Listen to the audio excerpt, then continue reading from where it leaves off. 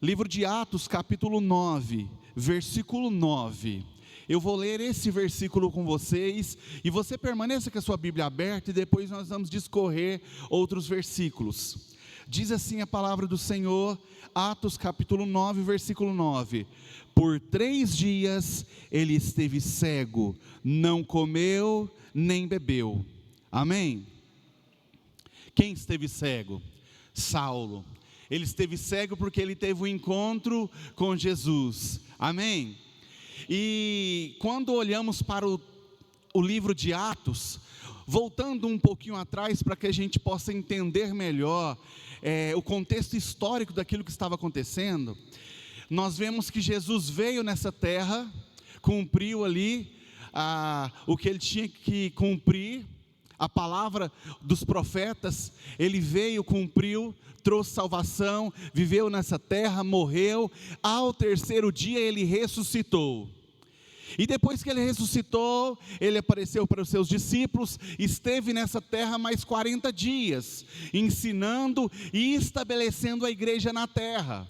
E depois que ele estabelece ali os discípulos, a igreja começa a avançar, os homens que acreditaram, que creram em Jesus, começaram a propagar as boas novas de salvação, começaram a levar o evangelho de Cristo, começaram a pregar sobre Jesus, começaram a ensinar a Jesus, sobre Jesus, mas os fariseus, os judeus, ou seja, Jesus veio para os dele, mas os dele não o reconheceram, não o aceitaram e tornaram perseguidores de Cristo. Enquanto ele esteve aqui, ele foi perseguido pelos seus.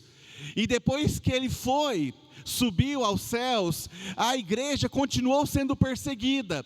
E então nós vemos na história, aqui no capítulo 7, nós vemos a morte do primeiro mártir, Estevão. Estevão pregava, era um homem de palavra forte, era um homem de Deus, que creu no Senhor Jesus e pregava com autoridade sobre o Senhor Jesus, mas ele foi perseguido pelos fariseus, ele foi perseguido pelos doutores da lei daquela época, que não acreditaram em Jesus, e no capítulo 7 nós vemos que ele foi morto, apedrejado. E quem era a pessoa que estava ali, assistindo de camarote aquela morte? Saulo. E eu queria abrir um parêntese aqui para dizer que Saulo, todas as vezes que você ouvir Saulo e Paulo, são as mesmas pessoas, amém? Não foi Deus que mudou o nome de Saulo para Paulo, também é importante dizer isso, eram linguagens diferentes, como Saulo nasceu em Tarso, que hoje nós podemos entender que está na Turquia. Ele tinha cidadania romana, mas os pais dele eram judeus, e ele era um judeu, foi circuncidado, estudou bastante, era um homem, um doutor também na lei, mas que não acreditou em Jesus, enquanto Jesus esteve nessa terra. Então nós vemos que Saulo, a palavra diz que Saulo assistiu à morte de Estevão, e a palavra de Deus ainda diz que ele consentiu na morte de Estevão. E depois do capítulo 7, depois que Estevão é morto, nós vemos no capítulo 8, a igreja estava sendo perseguida de uma forma muito grande, onde os homens de Deus, os homens que haviam acreditado em Jesus, tiveram que se espalhar, tiveram que correr para outras cidades, para outras províncias, para continuar pregando Jesus, porque os fariseus, porque Saulo perseguia fielmente, duramente o povo de Jesus, o povo de Deus. Nós vemos no capítulo 8, versículo 3, diz assim, Atos 8:3, Saulo, por sua vez, devastava a igreja, indo de casa em casa, arrastava homens e mulheres, e os lançava na prisão. Paulo não tinha dó. Ele acreditava que aquilo era o certo, ele acreditava que aquilo era o correto, ele dizia que aqueles homens estavam pregando uma seita herética, porque haviam roubado o corpo de Jesus do túmulo. Então ele acreditava que Jesus não era o Cristo, então ele lutava e perseguia a igreja. Porém, aleluia, a partir do versículo 1 do capítulo 9, nós vemos que Paulo é encontrado por Jesus.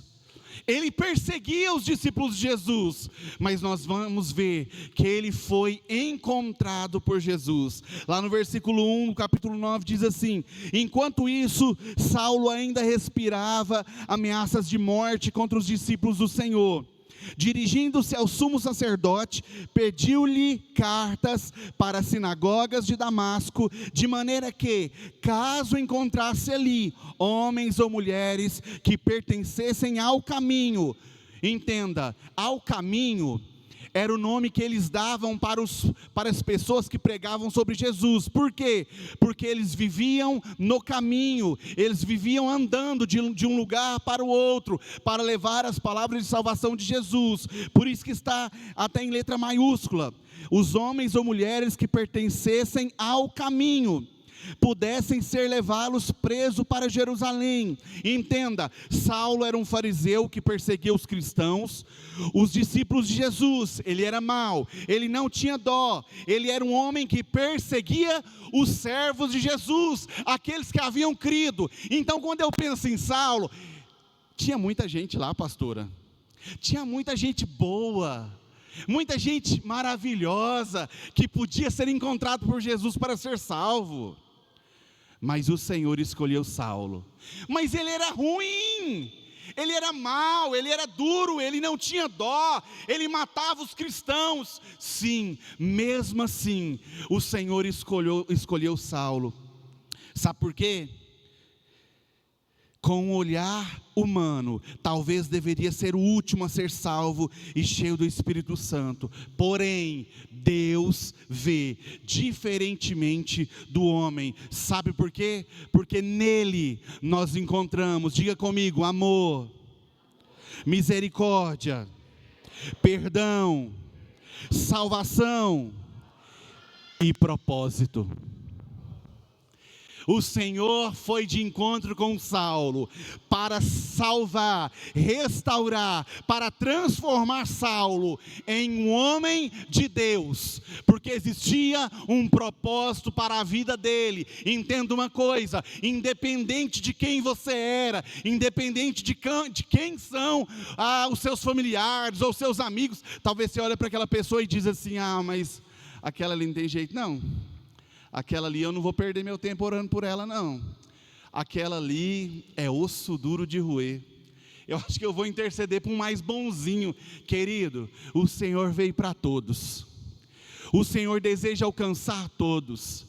E lembre-se de uma coisa: o Senhor vê diferentemente do homem. Por isso, quando você tiver dificuldade em olhar para o homem, porque você está olhando com seus olhos naturais, peça ao Senhor Jesus: Senhor, me ajuda a olhar para essa pessoa e ver ela como o Senhor vê.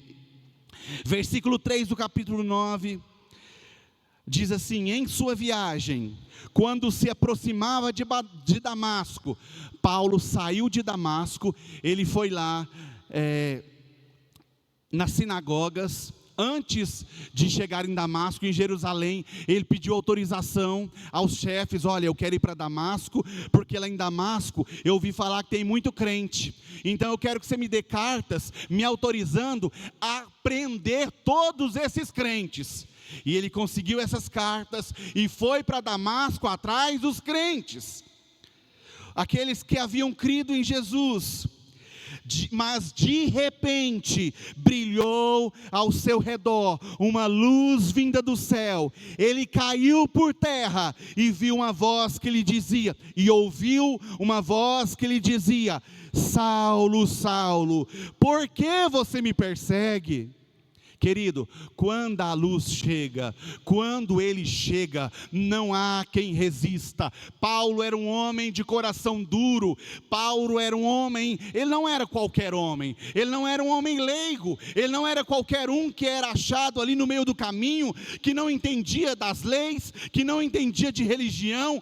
Paulo era um homem sábio, Paulo era um homem instruído nas leis, ele conhecia as leis romanas, ele tinha cidadania romana, ele também conhecia as leis, porque ele também era um fariseu, ele conhecia a Torá, ele sabia quem era o Deus de Israel, ele sabia muito bem, aleluia, quem ele estava perseguindo. Ele era um doutor na lei, ele havia estudado, os seus pais o colocaram em Jerusalém, desde a sua infância, para estudar na melhor escola que existia, com Gamaliel. Então ele era um homem completamente dotado de conhecimento.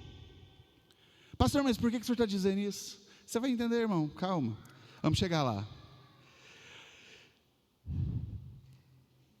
Saulo, versículo 5, Saulo perguntou: quem és tu, Senhor? Ele respondeu: eu sou Jesus, a quem você persegue. Levante-se, entre na cidade, alguém lhe dirá o que você deve fazer.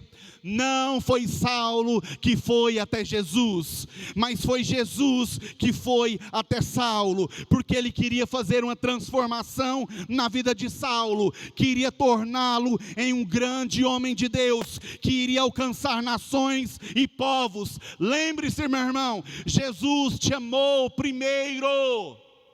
Antes mesmo de você nascer, Jesus te amou primeiro. Antes mesmo de você conscientemente pecar, o Senhor já te conhecia. Antes mesmo de você ser encontrado por algum instrumento de Deus, o Senhor já te conhecia, e Ele aguardava a sua presença, Ele aguardava a sua conversão diante dEle. Não foi Paulo que escolheu Jesus, mas foi Jesus que escolheu Paulo. Foi Jesus que foi de encontro com Paulo, para mudar a história dele, e tornar Paulo um grande homem do Senhor. Eu não sei de onde você veio, eu não sei como você saiu de casa, eu não sei quais foram os princípios que você aprendeu na sua família, mas entenda uma coisa: existe um propósito para você estar aqui. Não é apenas para ser salvo, porque o Senhor não nos chamou para sermos crentes esquenta-bancos. Não é esse ministério que o Senhor tem para a sua vida, mas Ele deseja te usar com poder e autoridade para alcançar vidas que estão perecendo no meio do pecado. O Senhor te chamou, igreja, para fazer a diferença nos dias de hoje. Paulo foi chamado para fazer a diferença nos dias dele, e até hoje ele faz a diferença. O legado que ele deixou faz diferença nas nossas vidas e através das nossas vidas. Querido, você também foi chamado para deixar um legado, para fazer a diferença nesse tempo. Oh, aleluia! Louvado é o santo nome do Senhor Jesus. Não é coincidência você estar aqui hoje. É porque não tinha nada para fazer, eu vim para a igreja, pastor. Não, o Senhor te trouxe neste lugar para te dizer: filho, eu ainda conto contigo. E se você não está me ouvindo, preste atenção. Foi eu que lancei Paulo ao chão, eu também posso te lançar no chão, para que você fique cego e me ouça. O Senhor tem a maneira dele de trabalhar nas nossas vidas, e Ele tem um jeito maravilhoso de falar conosco, porque muitas das vezes nós estamos iguaizinhos a Paulo, surdos. E o Senhor quer tirar os tampões dos nossos ouvidos nessa noite.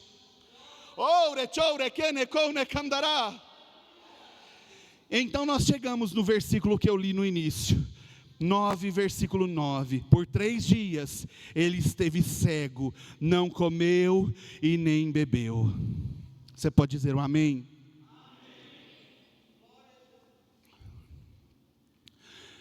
Aí eu te pergunto, por que 3 dias? Não, preste atenção, a palavra que nós lemos, se você for ler direitinho, diz que ele estava pertinho da porta, ele já estava chegando em Damasco, não gastava 3 dias de viagem mais, ele já estava à porta da cidade, mas a palavra de Deus diz que ele ficou cego durante 3 dias, e se fosse para me dar um título para essa palavra, seria os 3 dias. Sabe por que ele precisava de 3 dias, meu querido? Porque ele precisava de um tempo para viver o processo. Mas qual processo, pastor? Como eu disse um pouco atrás, ele era um homem de grande conhecimento, um homem intelectual, um homem que tinha conhecimento da palavra, daquilo que eles tinham naquela época, que era alguns textos que hoje nós temos no Velho Testamento, no Antigo Testamento, era aquilo que ele tinha. Ele conhecia os profetas, assim como nós conhecemos hoje. Hoje é muito mais fácil, mas naquela época ele havia estudado, ele sabia o que se passava. Então, preste atenção, naquele momento que ele encontrou com Jesus, que a luz do Senhor se resplandeceu, ele foi ao chão, e o Senhor Jesus disse para ele: por que você está me perseguindo? Levante-se. A alma dele ficou em choque. O encontro foi muito forte, meus irmãos, e ele precisava de um tempo para fazer uma autoanálise de quem ele era e de tudo que ele fazia há tempos, pois ele não era um qualquer, como eu disse, ele era um homem religioso que tinha sua crença muito bem definida. Por isso ele precisava de um tempo para que fosse gerado nele uma desconstrução das verdades que ele carregava. Sabe por que ele precisava de um tempo para viver um processo de desconstrução? Porque naquele dia ele encontrou com a própria verdade. Ele conhecia a verdade, mas naquele momento que ele encontrou com Jesus, ele encontrou com a própria verdade. Lembra do que Jesus disse? Eu sou o caminho, a verdade e a vida. Ele se deparou com a própria verdade. Imagina Paulo: peraí, mas tudo aquilo que eu aprendi, tudo aquilo que eu acreditava, tudo aquilo que eu passei anos estudando, tudo aquilo que eu dediquei, eu persegui esses crentes, eu matei tantos, eu prendi tantos, e agora eu estou aqui diante do Jesus deles, do Filho de Deus, do Cristo. Imagina o impacto emocional que aquele homem viveu naquele momento. Ou seja, ele precisava de um tempinho para assimilar aquilo, e muitas das vezes nós também vivemos e precisamos viver processos na nossa vida, para entendermos quem é o Senhor, o que Ele quer fazer, o que Ele tem para as nossas vidas, e também precisamos viver o processo e aceitar o processo que Ele tem para as nossas vidas. Aleluia.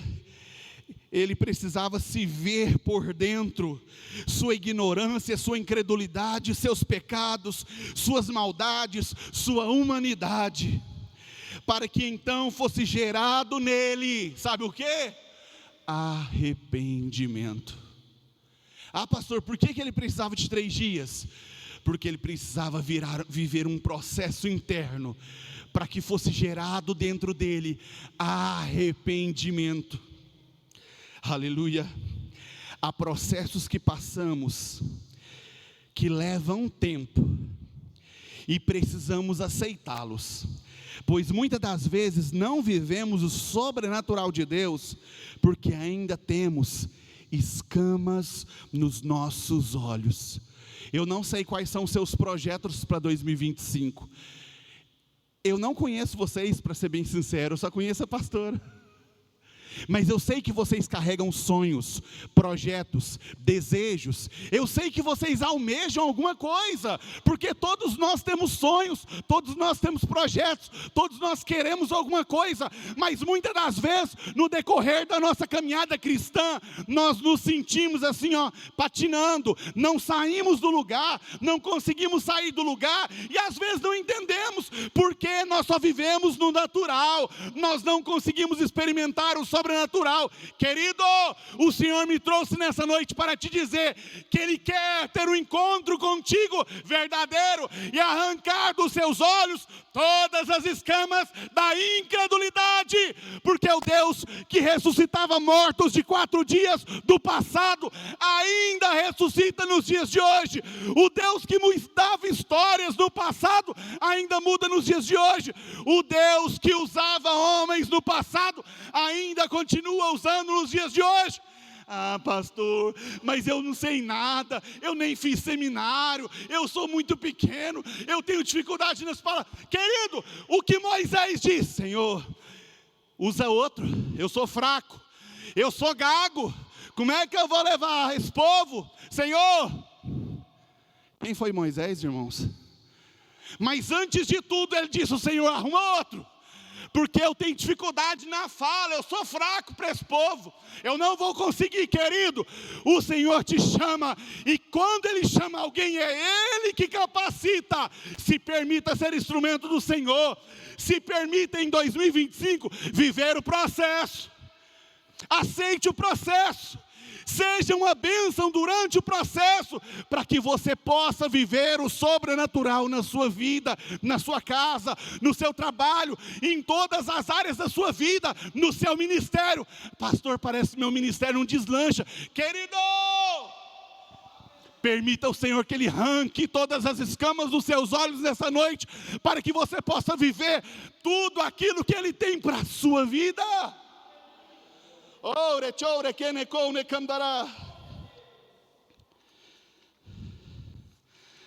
Para tudo tem um tempo, irmãos. Fica tranquilo. Quando eu estava preparando essa palavra, o Senhor disse fortemente ao meu coração: Jean, você precisa viver o processo. Eu, Senhor, eu sei, eu estou vivendo, Pai, está tão difícil. Ele: Jean, mas entenda uma coisa, o processo tem um começo, um meio e um fim. O processo não é a vida inteira, meu querido. Por isso eu não sei qual processo você está vivendo, mas o Senhor quer te dizer nessa noite: querido, continue, porque todo processo tem um dia para o seu fim. Mas você só vai chegar ao fim se você se entregar durante esse processo. Aleluia. Sem processos não há ganhos reais, há somente coisas temporárias. Eu vou dar um exemplo, irmãos, bem claro para vocês entenderem. Processo. Eu vou dar um exemplo bem físico, para que vocês possam entender. Pastor Jean, dá para ver que ele é bem atlético, né? Fitness. Mas o pastor Jean sonha em ser magro. Mas para que isso aconteça, o que ele tem que viver? Diga assim comigo, eu vou perguntar, vocês falam o processo, tá bom? Para o pastor Jean ser magro, o que ele tem que viver? O processo. E esse processo é fácil? Não é não. Mas é necessário? É. Porque sem processo não tem perca não. Agora, existe vários tipos de processo? Existe. Posso fazer uma dieta, né? Ir para academia, né? Eu posso tomar um remédio, entrar com medicamento, ir no endócrino, e também fazer uma caminhadinha, é outro processo, não é? Mas eu também posso entrar na faca, fazer uma cirurgia, uma bariátrica, colocar um balão gástrico, alguma coisa. E também posso emagrecer. São vários processos diferentes que vão chegar no mesmo resultado. Com certeza as consequências de cada um serão diferentes, mas todos eles chegarão ao mesmo, de certa forma, ao mesmo resultado.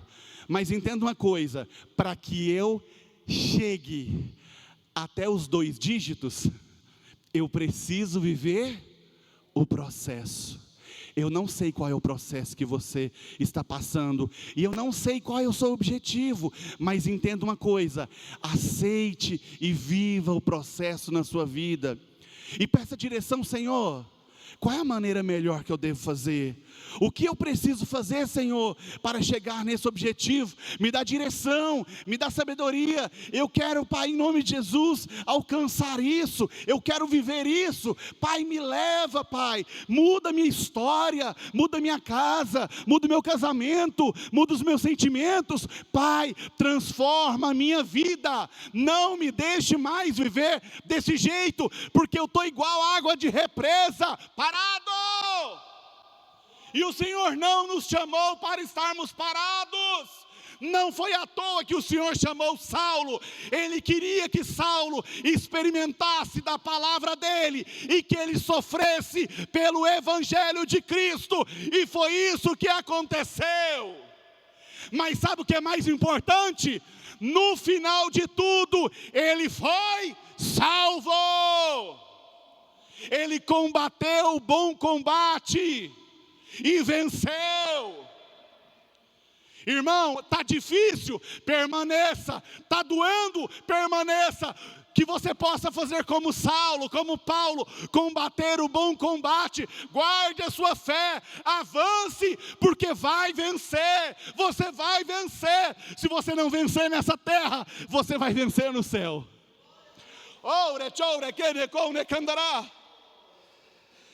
Aleluia. E a grande verdade é que Saulo,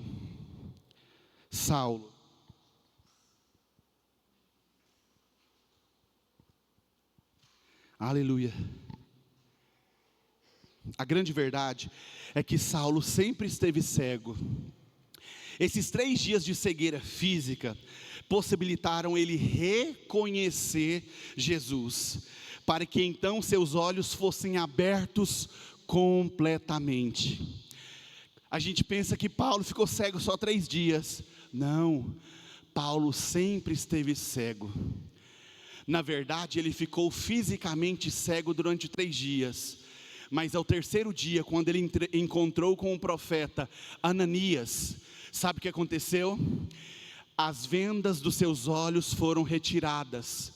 As escamas que estavam nos seus olhos caíram por terra, e ele voltou a enxergar. E naquele momento ele não enxergou só o físico, mas ele conseguiu enxergar que Jesus realmente era o Cristo que havia de vir para salvar toda a humanidade. Aleluia.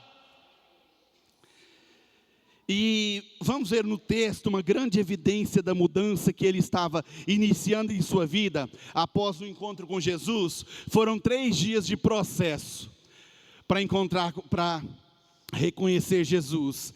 Aí nós vamos ver lá em Atos 9, versículo 11, olha o que a palavra diz: o Senhor lhe disse: vá à casa de Judas, na rua chamada direita, e pergunte por um homem de Tarso, chamado Saulo. Ele está... O que ele está fazendo, irmãos? O homem que perseguia crentes agora estava... Oh, aleluia! Ah, pastor, mas ele era fariseu, é claro que ele orava. Querido, a partir do momento que eu encontro com Jesus, fico cego, com toda certeza, ele estava orando e falando com Jesus. Ah, já havia mudança, Paulo já estava sendo transformado, ele foi encontrado orando. Quando temos um encontro com Jesus, então vivemos uma transformação na nossa vida, vivemos uma transformação genuína dele para conosco, para viver as grandes coisas que ele tem nas nossas vidas. O perseguidor de cristãos agora estava orando, aleluia. Ele estava vivendo o processo. Agora eu quero ir com vocês lá em Atos 9, 17 e 18. Diz assim: então Ananias entrou na casa, impôs as mãos sobre Saulo e disse: irmão Saulo, o Senhor Jesus, que lhe apareceu no caminho, por onde você vinha, enviou-me para que você volte a ver, e seja cheio do Espírito Santo. E imediatamente algo como escamas caiu dos olhos de Saulo, e ele passou a ver novamente. Levantando-se, foi batizado. Ananias não trouxe só visão para Paulo, ele trouxe salvação, foi instrumento de Deus. Deus quer usar você para encontrar Saulos, Deus quer usar você para encontrar Paulos, Deus quer usar você para fazer a diferença em 2025. Aleluia! Irmãos, Jesus quer abrir nossos olhos hoje para que em 2025 vivamos o que Ele projetou para nós. Ele quer tirar as escamas, toda sombra de dúvidas, e quer nos encher com o Espírito Santo.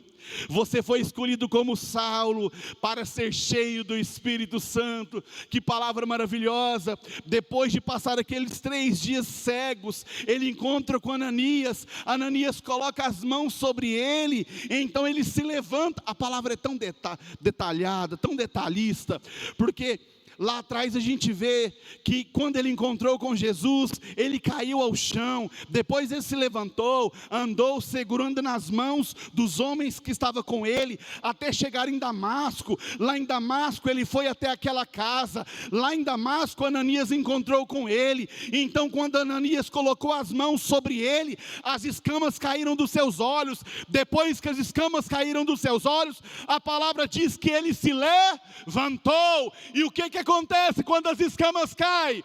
Nós somos cheios do Espírito Santo de Deus. O que o Senhor quer nessa noite, o que o Senhor quer para as nossas vidas, é nos encher com o Espírito Santo dEle. Mateus 1:8, mas receberão poder quando o Espírito Santo descer sobre vocês, e serão minhas testemunhas em Jerusalém, em toda a Judeia e Samaria, e até os confins da terra. Não fuja do processo, se arrependa hoje, e seja cheio do Espírito Santo de Deus, para fazer a diferença, para conseguir resistir os dias maus no meio do processo. Seja cheio do Espírito Santo hoje.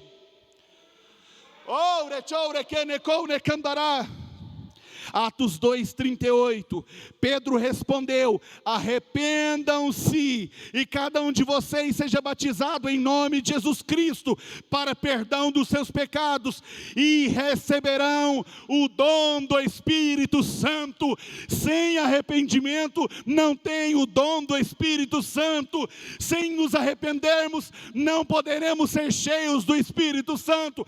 Estamos em uma unção profética, pedindo ao Senhor: Senhor, nos ajuda a nos arrepender dos nossos maus caminhos, para que possamos ser cheios do Teu Espírito Santo. Oh, aleluia!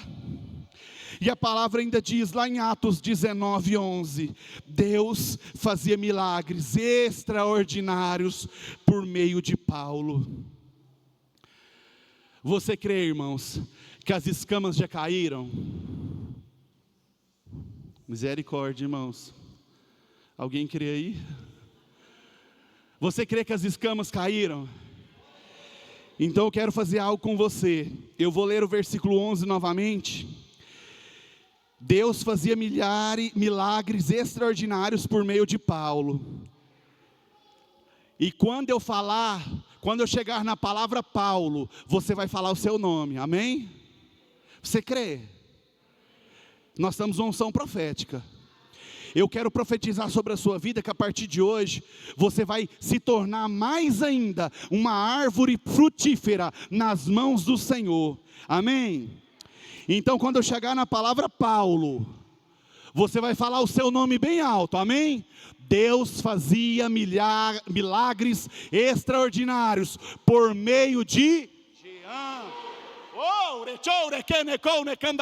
Você pode aplaudir o nome do Senhor. Aleluia! Ele vai te usar em 2025 com ousadia, poder, autoridade e unção. Para cada processo existe um propósito. Se permita viver o sobrenatural de Deus e seja instrumento de Deus hoje. 2025 é o ano que Deus irá lhe usar poderosamente, pois é tempo de sermos cheios do Espírito Santo de Deus. Você pode se colocar de pé. Antes de devolver o microfone, eu quero orar com você. Aleluia.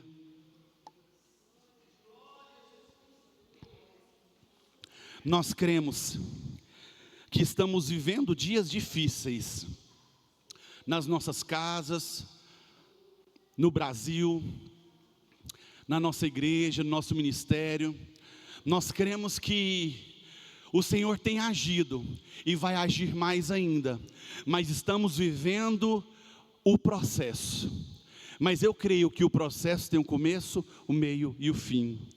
E eu quero profetizar que o Senhor vai levantar essa igreja de uma forma sobrenatural, de uma forma poderosa, para viver e vencer o processo.